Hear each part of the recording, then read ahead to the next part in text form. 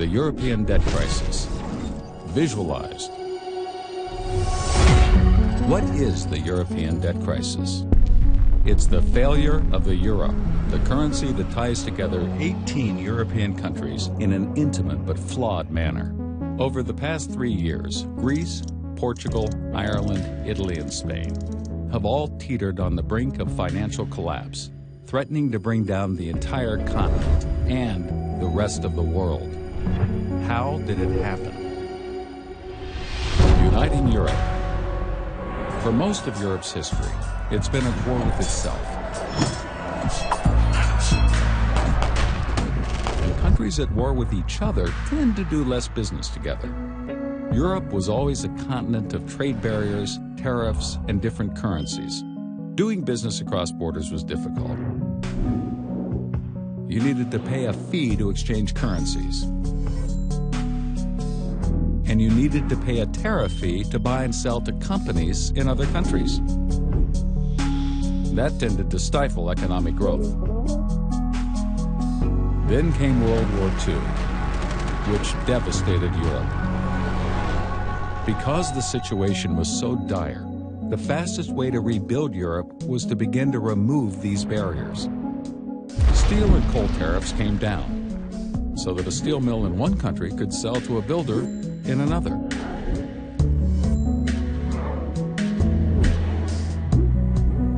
This gave the survivors an idea: a unified Europe, a union across the continent that would end all future wars.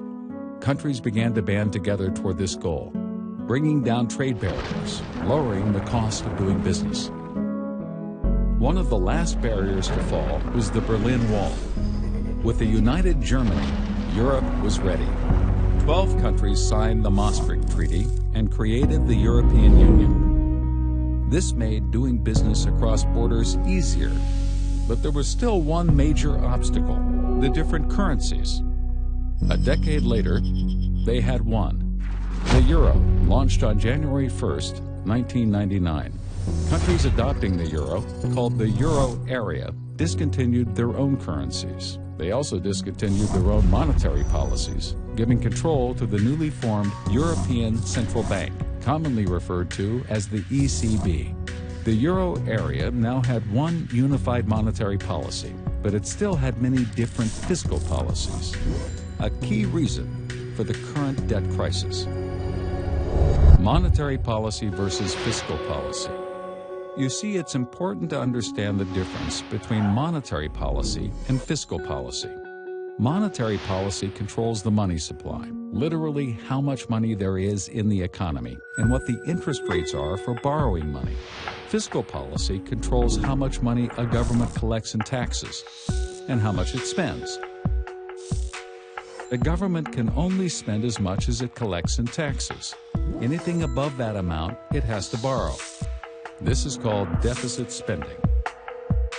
Before the euro, countries like Greece not only had to pay high interest rates to borrow, but they could only borrow so much. Lenders weren't comfortable lending them too much money.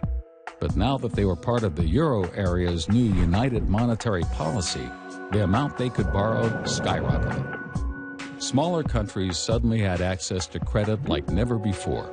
Greece and other countries, which previously could only borrow at rates around 18%, could now borrow for the same low rate as Germany. How? Germany's credit card.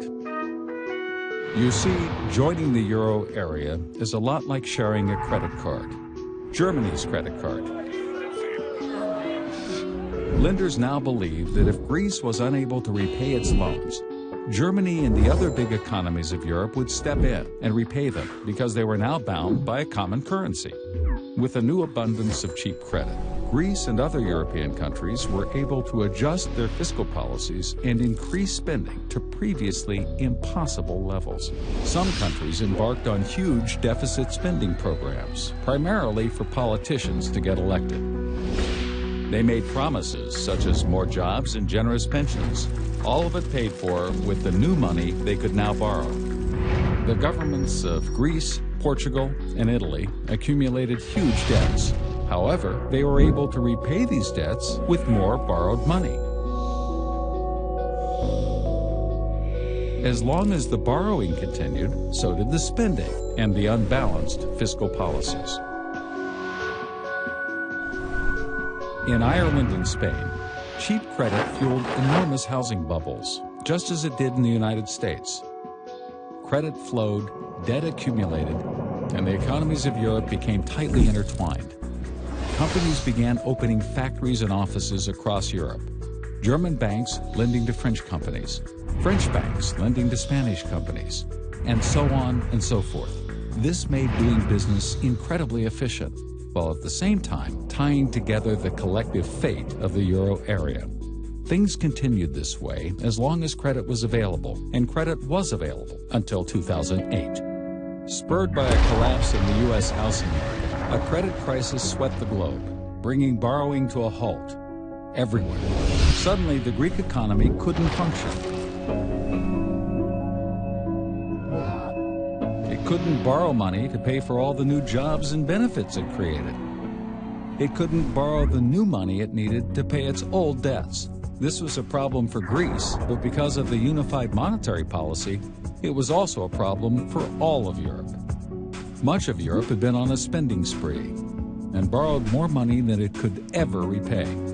But the problem is somebody has to pick up the tab, or else every country in the euro area will suffer.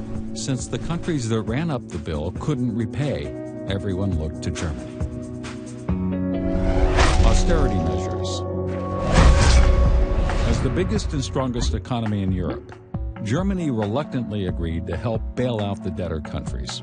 In other words, Germany agreed to repay the bill, but only if the debtor countries agreed to implement strict austerity measures to ensure that it would never happen again. Austerity measures meant sucking it up, cutting spending, borrowing less, and paying back more debt.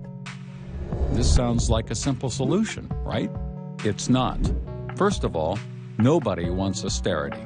Austerity means cutting government spending. And since the government is by far the biggest spender in any economy, when the government cuts spending, it cuts the earnings of many of its citizens.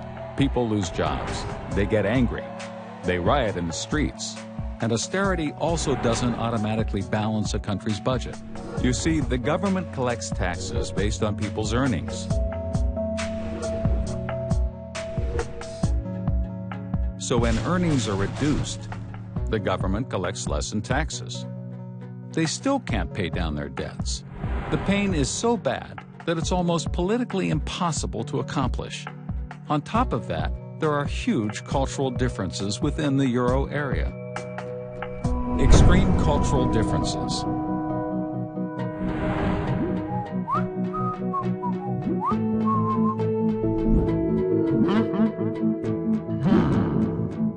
Germany is very financially responsible. Ever since the terrible hyperinflation the country experienced after World War I, it's been extremely inflation-averse and incredibly careful about spending and borrowing. In general, Germans work hard, expect little in the line of state benefits, and meticulously pay all of their taxes. Many Greeks, on the other hand, enjoy generous state benefits and don't pay taxes. Greece has a terrible problem. It has never collected the majority of the taxes it imposes on its citizens, and it's always been this way. Joining the euro just amplified it.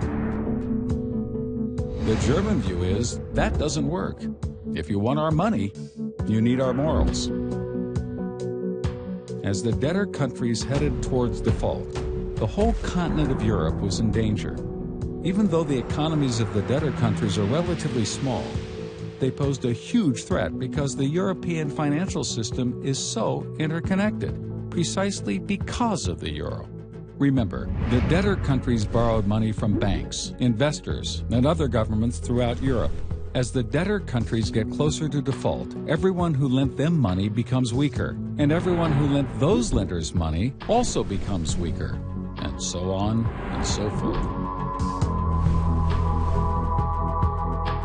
A problem in one country could reverberate across the whole continent, triggering a chain reaction of default. If Greece defaults, then Spain could default. Italy, Portugal, and Ireland could be next. Then France, then Germany. Pretty soon, it could spread not just across Europe, but across the world. Fiscal union or breakup. The problem is, even if the debtor nations adopt austerity measures, and even if the bailout from Germany and the stronger countries helps them pay down their debts and avoid the immediate crisis, there's no system in place to prevent this from happening again.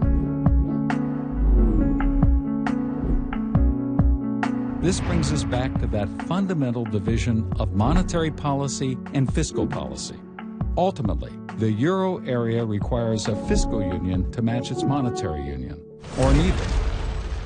That is, there must be a political organization with authority to set fiscal policy within every euro area country. It must have the power to cut spending, raise taxes, and set laws. A fiscal union like this could actually prevent excessive borrowing and spending.